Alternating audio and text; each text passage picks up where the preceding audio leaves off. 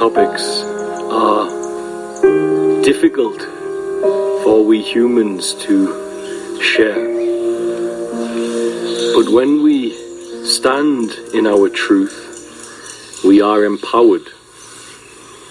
Not only does it provide us confidence to push forward with boldness and without fear of judgment and condemnation, but energetically, as a being of frequency, the more we anchor in truth and away from the betrayal or the misrepresentation of reality, the more power of the God force we are able to bring into our life, and with it, to begin to rewrite reality. For the God force is the source code programmer, and we are in a world where a fallen programmer competes with the source code, the Christ. And as a fallen species, we have become amnesic of our true power. We believe intelligence and movement of our hands, movement of our speech is the only way we impact reality. But we impact reality on a far deeper level, through harmonic attunement to the source code and rewriting reality, commonly pointed at with the term prayer. When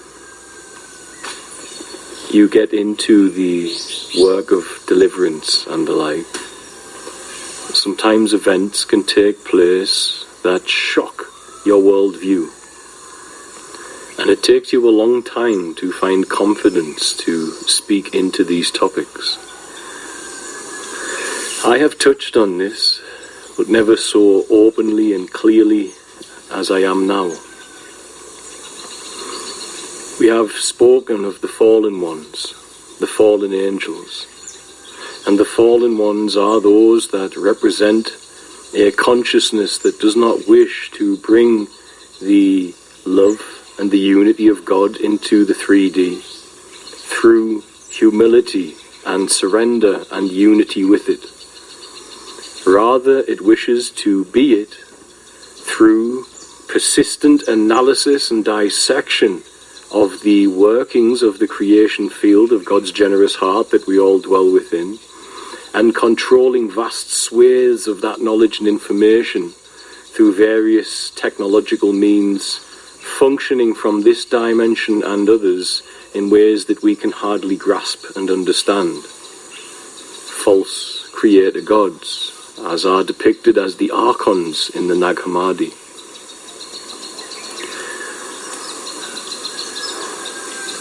When I was provided with the gift from Spirit of purifying entities, I believe it was brought to the humans sitting here talking due to the work that we do. The children that arrive in our care are weak, they are sick, they are traumatized. They are among the most traumatized, marginalized, and abused and suffering children on planet Earth. Entities attach to human beings and their energy field, and when you push those entities out, they can fight the child, or they can fight the adult. And it manifests in a struggle, in pain. The anointing Spirit gave me allowed me to bring these entities to my energy body, but not to my spirit, and to purify them. They cannot access my spirit, they cannot change my temperament, but they can come to my body whilst they are purified. And there were two specific types of entity that I was seeing afflicting humanity. One I will point out with the common term demon. An energy form that yearns for a physical body to manifest sensation through. They stalk permanently hoping to access a body or attach to a body in some small way to feel the sensation of the 3D once again.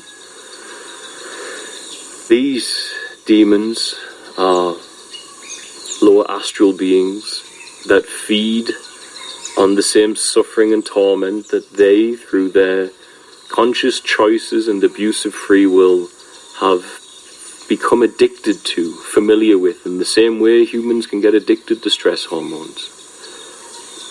They are very lost, but they are not without personality. They are individual sentient life forms, sometimes making up collectives, legions as the Bible called it. The other entity I saw has a body, and the location of that body has been something of a conundrum in my life as I try to work out where they are. I began to perceive they were extra-dimensional. They were from another dimension, at least. But the body that they have in that dimension wishes to also feel the sensation of the 3D without having a permanent residence within it. These beings also extract energy from the 3D realm by creating biological machines, fallen species. You see, their rebellion leaves them in a frequency range where they can't access the one infinite energy source, the generous heart of Creator. And so what they do is create slave species. They hack humanity and other sentient life. And in that hack we feel a void, a state of separation from Creator. And in that longing to return to the wholeness of Creator's presence, in our amnesic state, we begin to search and seek inside the world and the comfortable prison cell of worldly desire to fill that state of separation that the higher dimensional slave technology within us has created. The veil of thought, the hardware that generates an image of a personal me separated and external from God. That state makes the void, and that void stimulates the activity of the species to pursue the use of their vitality in the wrong way to fill that void. And as they do, they bring through free will the light of God into frequency ranges that the fallen can access, and there they get their drug, there they feed on the machine of collective consciousness that they have created. They feed on man's rebellion, man's separation, man's pursuit externally into the energy extraction matrix. By tampering with endless species, they create machines that feed them the energy of the fall, the energy of sin, the energy of separation, the energy of world worship, the energy of worshipping the satanic simulations that we are incarnating in, the extraction matrix. Now, it is not that the reality is fully their own. The source code programmer is here, but it has been distorted, for they are writing program code with ignorance and knowledge. The source code wrote with all-knowingness. We begin to touch that we are the beings from the Christic realm dragged into that realm, and we start to ask for a world with less suffering, which is opposed to the rules of the game of the fallen world, which is survival of the fittest. These beings, with their bodies dwelling in another dimension, look like reptilian humanoids, draconian humanoids. They look like a human on two legs, but like a reptile with a tail. I have seen these beings. I've seen them attached to people, and I've seen their surprise when they recognize that I can see them. At the same time, they try to bring you to a frequency of fear. They try to startle you, to scare you. They do this because in that state of fear, you disable the presence of the Christ, and the presence of the Christ is the source code programmer.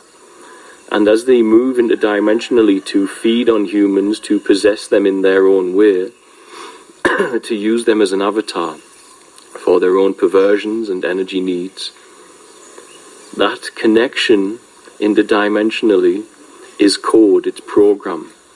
And so if you can harmonically attune to the source code well enough, to the Christ, you can delete that code and that connection and set people free from their influence. It is the same with the demonic as well, of course. Yeshua arrived here carrying the Christ codes, the source code programs. When sickness was witnessed, unfavorable codes that create suffering, they were deleted instantaneously. There was no discussion whether this is a lesson from God, as the many New Age philosophies say. The response was clear and it was abrupt. Delete the code of suffering. This is not getting the vote of the Christ, or it would not be getting deleted. This is harmonic attunement, and we, as we grow in our relationship with Creator and the awakened state, can also begin to write codes into reality. Also begin to delete unfavorable codes or heal people, and also begin to deliver people from possession, or delete the codes that are allowing interdimensional forces to attach to our fellow man. Yeshua said, these signs and wonders will follow those that believe. They will cast out devils, they will heal the sick, they will pray in a new tongue. Praying in a new tongue is a manifestation of the source code arriving in the cells of the body. And in that space, a type of prayer which harmonically attunes you to the source code programmer, to the Christ, manifests. Some have called it praying in the language of light, others have called it praying in tongues, others have called it praying in the Spirit. As this takes a hold of your body, you harmonically attune to the Christic realm. You receive vision, prophecy, and elevation, edification in power to delete the codes in this world that are unfavorable, or to even heal, as I have witnessed but have not in any way claimed to be a master of. This attunement to the source code is difficult for humanity because of the interdimensional slave fallen technology within us. And that technology is profoundly difficult for people to understand, yet very simple at the same time. You are the loving awareness guided by the divine revelation of Spirit. This is your original state. The fallen technology within us takes the loving awareness and brings it into a structure of hardware within the mind that generates an image of self, an image of a personal meanness and a personal history, and it takes that hardware of the mind and places it in the throne of your life. So you now rely on your own analysis, your own dissection of reality, and you begin to walk by sight alone and not by faith. In that space, we restrict the power of Christ in this realm. Mankind's only hurdle to reprogram reality, which is the highest road here. The highest road is to walk in this world and rewrite the codes of the fall from within to alter it. And of course the fall will oppose you. It's why Yeshua had to be crucified. It's why the apostles all suffered for their love. It's why the saints, many of them died in terrible ways.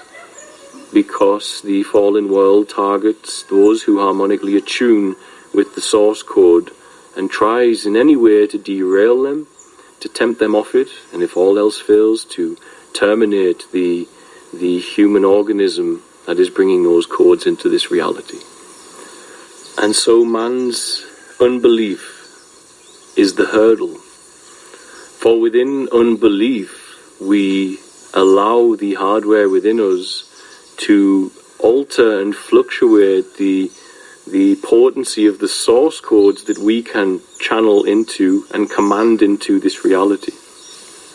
So this looks a lot like saying the connection is dulled to the Creator, and so man may receive a divine revelation that he is supposed to do the following work for God. And immediately the hardware grabs the power of the Christ that is trying to alert the human to their destiny, and the human mind and its fears and its inability to remain in the faith of understanding that the Creator of the universe wishes to support them in what they are doing, says, I can't do that for I have no money. So they take a concept created by human thought, influenced by the fallen, and they say money is God here and now. The God of this situation is money. Never mind faith and the heart of the Creator which is with me and saying you can go this way and it will take place. This is disabled, and man chooses a God of the situation which is not healthy, such as money, doubt, and things of this nature.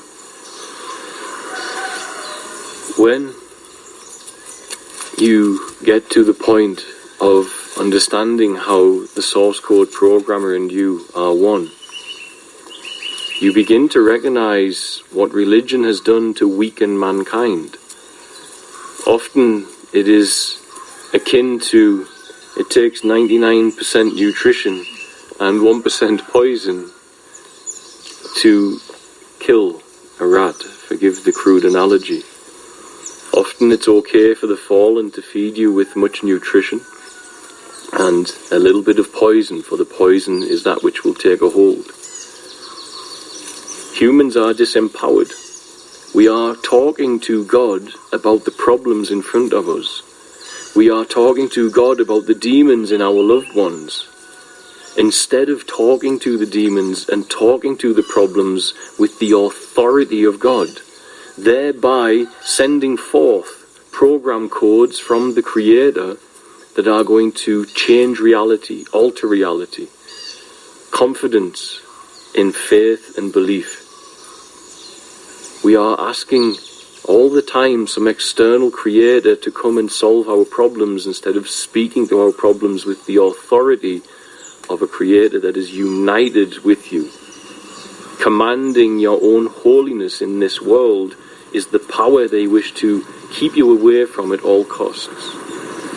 And many from religious mindsets can't handle that they have divinity in them. But the Bible tells you, for example, as he was in this world, so are you. Greater works than he you will do, for he will have gone to the Father. Are we doing greater works? Are we looking like we might do greater works? Are we simply at home obeying the rules of the hardware that's been programmed in our mind that says we are a nationality who functions with this very limited physical toolbox? This is a deception. People are not recognizing that they can alter reality. The fallen, the reptilians, and other species akin to them, but the reptilians have the most impact here, it would seem. They recognize this. The whole system of them having a machine to feed on is reliant on humanity having a connection or being a tomb for the loving awareness of the divine spark. Plato said the body is a tomb for the soul. To those who are depressed, addicted, the suicide victims, it is so. 100% it is so. The system of extraction means that we must have the God spark with us. That means it's a fine balance for the machine you are using to generate your energy. The slave technology in man and the influence on reality can be overcome, for the God force dwells in every single human being. But as they say, or Yeshua said, narrow is the way. Few will find it. For most believe so deeply in the carnival of the 3D world and the beauty of the 3D world and the pleasures of the 3D world, that bringing in that love from the highest of high that says, I am willing to alter this fallen world, bring program codes in that are going to change it at whatever cost. That's the highest love and highest harmonic attunement. But that means that you have to recognize in that road, Creator cannot guarantee your safety, cannot guarantee your health, cannot guarantee you a long life. But when that harmonic attunement and that doorway is opened and the Christ is with you, you recognize that it is okay, for there is no other way to alter the fallen world than to pursue that highest road. That highest road that says the liberation of my fellow man in this world has more value than 80 years of self-preservation and comfort. The hardware within us will challenge that. This is a reality. You are in a fallen world. And the fallen ones target those who bring in too much of the source code. The reptilians, at the same time, have allegiances here on planet Earth, with elitists, cartels, governments. Some remote viewers have seen them in certain bases and military stations. Others, which I've touched upon, recognize that the stereotypical, some of the stereotypical grey alien forms that we see are simply biosuits for these other dimensional species to navigate this reality and assist the 3D. How they make these allegiances it's unclear. It's really unclear. Is it through threat of violence? Is it through manipulation? Is it through forming a belief in the mind of man that indeed this beautiful creator of ours that we unite with is the one that should be escaped? As the fallen ones believe, they are technologically trying to escape the trap that a fallen god, or that the creator god that we know, has created for them. They wish to escape existence, and they will get there at any cost. And as they said to me, when I drive my car and I hit bugs on the road, I often get out my car and I don't say sorry. I don't even think about it. And they likened the abuse of mankind based on our intelligence level and development level to me hitting bugs with a car. It's nothing personal. You're just in the way of our journey of becoming a creator or escaping creator through technological advancement. Recently I saw Tucker Carlson mention that these beings may already be here, even though he did not state who these beings were. But as my journey has continued, I have begun to see that there may be some truth in that. That aside from there being some beings on the planet from this species functioning in certain ways, that some may well have civilizations here that are hidden from humanity, hidden technologically or perhaps even physiologically, as in geographically underground and the like. And this gets very far out there for people. But this is a truth of our world, that it is not that these beings are using some technology to cloak themselves. It is that we have a slave technology within us that has been altering the bandwidth of reality that we perceive, the bandwidth of reality that we access. And that's why as we grow spiritually and we overcome that alien slave technology, we deprogram the image of a personal meanness which is trying to control and analyze its way through life.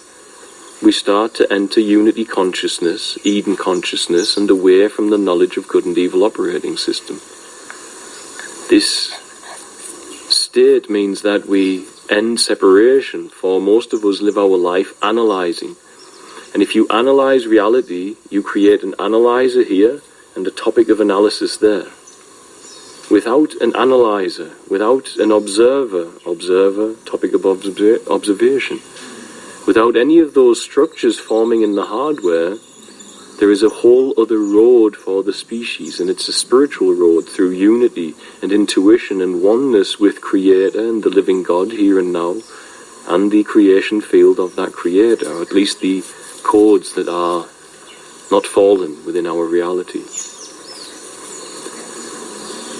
When it comes, therefore, to these allegiances are geared towards taking collective human consciousness as a resource towards a certain destination and goal.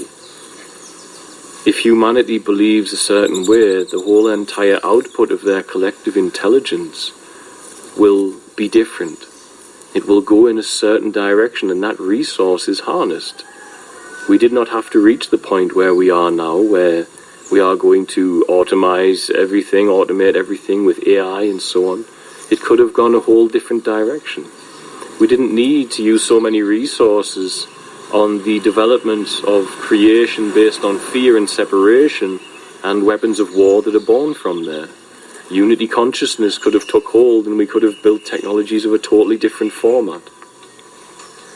But the fallen have one goal, and they don't care about the details of the knowledge of good and evil operating system that we function within. And therefore, if you take a war like Israel and Palestine at the moment, which if you went to another planet you would say surely someone set that up to corner a people and then bomb them and harm them and maim them, surely that's been set up in some strange way, shape or form to have some means that we don't quite see, but people still think it's about nationality and about religion and about land. People still think these identities that they adopt by absorbing information about human thought, by clinging to creations from human thought, past and present, they feel these identities are who they are, and they are a knowledge of good and evil operating system identity.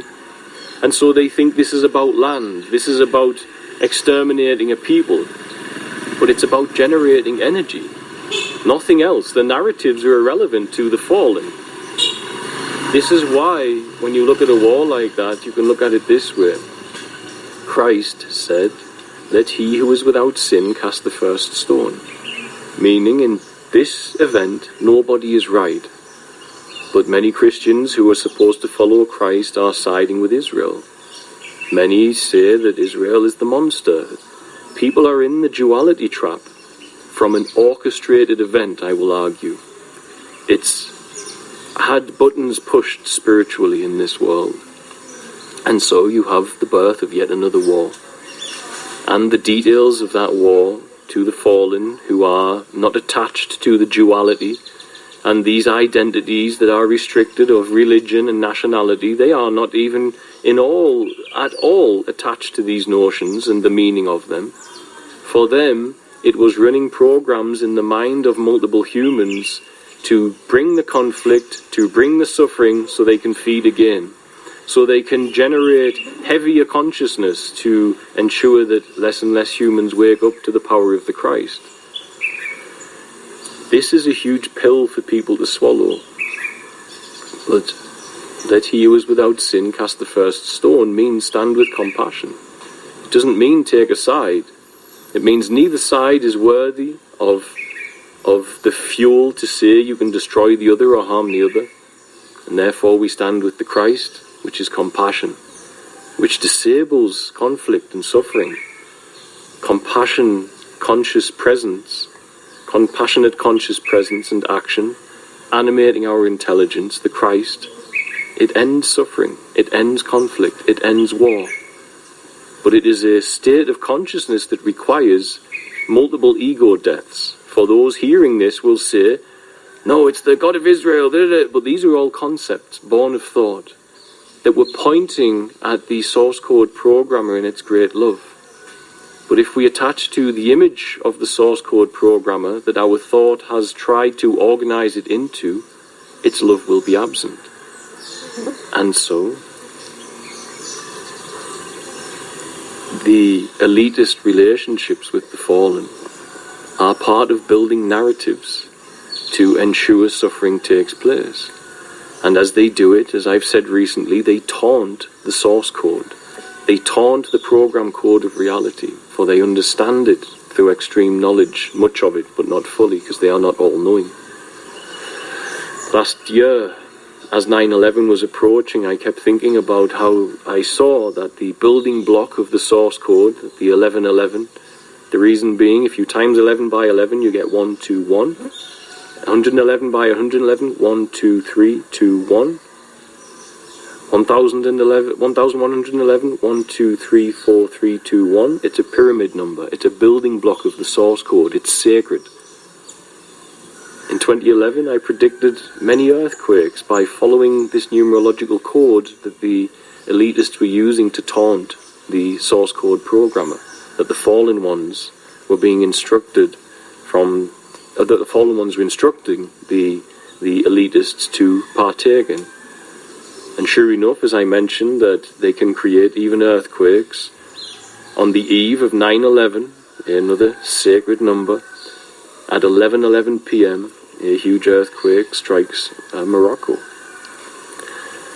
This is all part of the game. This is why World War I ends on the 11th hour of the 11th day of the 11th month. This is why JFK was assassinated on 2211. 22 is the master builder number, 11 is the pyramid number, the building block of the creation field. It's a constant taunt. This is due to 9/11, Flight 11, etc., etc. The fallen are generating in this reality suffering. That's their goal. And if you simplify your mind to imagine, not even to believe, just to imagine that that is happening, that a higher dimensional power with great intelligence and technological advancement, who is trying to provide energy for its reality it's created, to allow it to live what perceives to be eternally, but in a reality where the influence of Creator is not present, and the energy for that reality to continue is predominantly brought in by accessing the light of God through fallen species, or species that you genetically make fall with the slave technology. So they bring the light through their free will, which is tampered with to some degree, and their choices into frequency ranges that you can access. This is what the reptilians and their cohorts, for they have allegiances as well, are doing.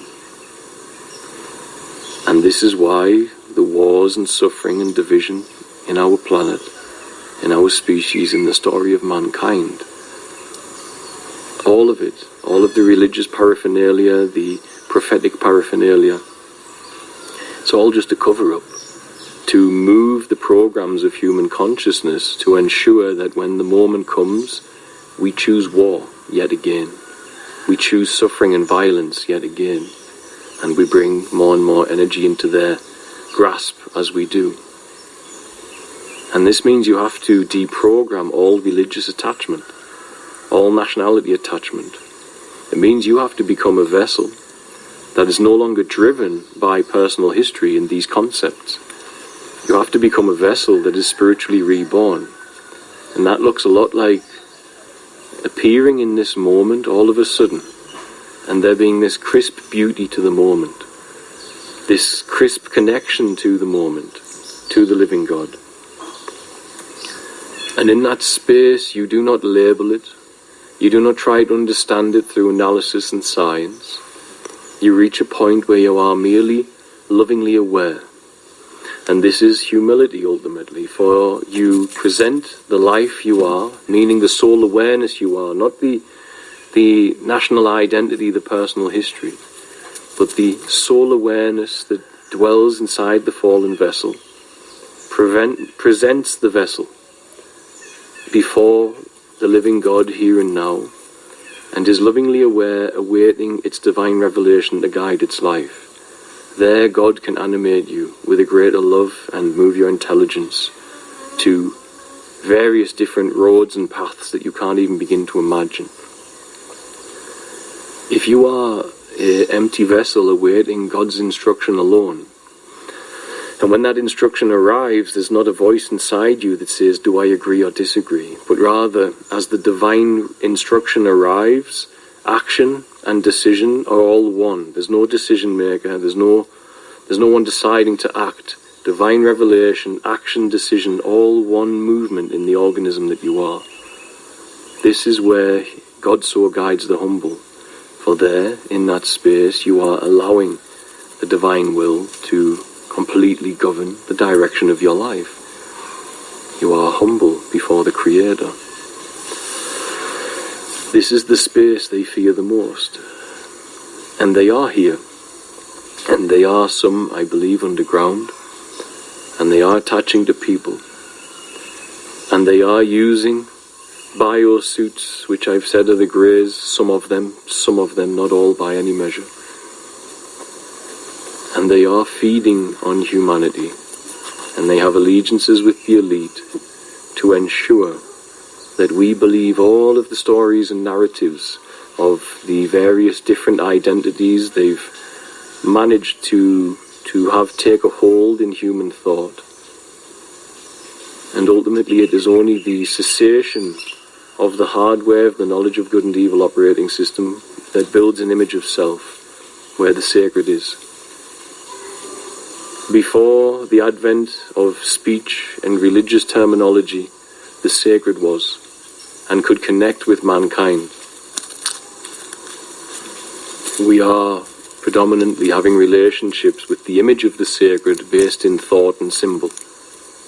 And this is a poor, if not even a substitute for the sacred and its power. For when the sacred is in your vessel, through your cells, you will speak to the fallen ones with the authority of Creator, and you will separate the codes that connect them to this 3D simulated extraction matrix, which is still original creation, but has been tampered with.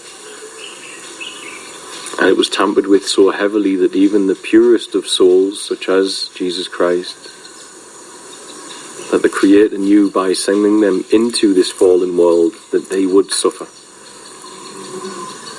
And if you awaken the light of Christ in your life, and the source code programmer begins to write reality in favor of its will through the human organism you formerly wrongly identified with as a nationality and a personal history and a job description and a religious self and all of these things, the enemy will come for you. The fallen ones will come for you. But you have more power. And they come for you because they fear you. This is why they come. So yes, they are here. I have seen them. I remove them from people. And they are working together with various possessed elitists. Some elitists are so amnesic of the truth of what they are that they don't even know they exist, are just being influenced by them from another space. Others have open allegiance with them and are part of meticulous, organized, planned deception. The father of lies is Satan. Don't you think that hyper-intelligent humans alone would get together and work out the meticulous, structured planning of deception?